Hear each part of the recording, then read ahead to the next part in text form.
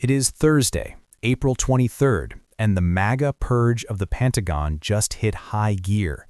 Pete Hegseth has officially fired the Secretary of the Navy, John Phelan, effective immediately. Why?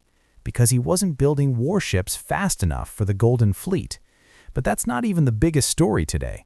Senate Republicans just pulled a procedural stunt to dump $70 billion into ICE and Border Patrol, bypassing Democrats entirely, while Donald Trump is losing his mind over a redistricting vote in Virginia that just handed Democrats a massive advantage.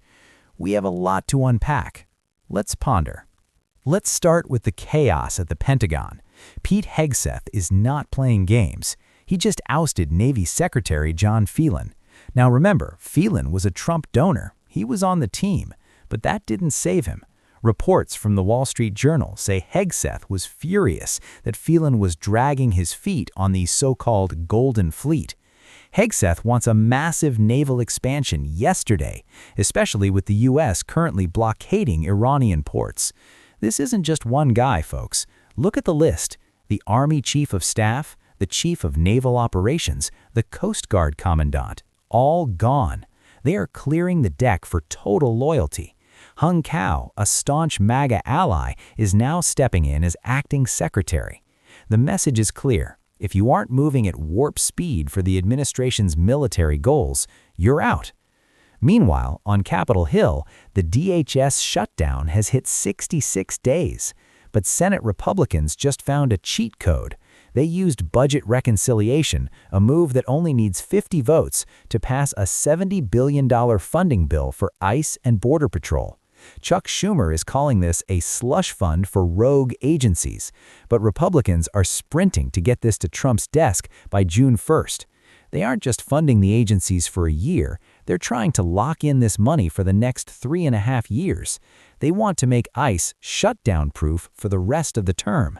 Democrats are screaming foul, but with the 50-48 vote overnight, the momentum is entirely on the GOP's side.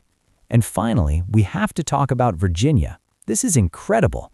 On Tuesday, Virginia voters narrowly passed a constitutional amendment that gives the Democrat-led legislature the power to draw their own maps. Donald Trump is already calling it rigged. Why? Because the new map gives Democrats a potential 10 out of 11 congressional seats in the state. That's a 4-seat gain for Dems in a year where the House majority is on a razor's edge. A judge tried to block the vote, but the Virginia Supreme Court let it move forward. Now we are headed for a massive legal showdown that could go all the way to the U.S. Supreme Court. So what do we see here?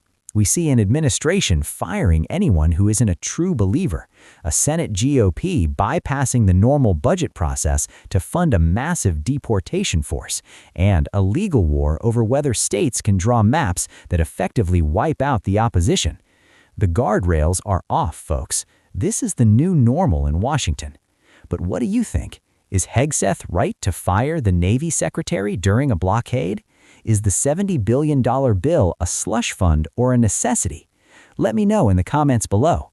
I'll see you in the next one.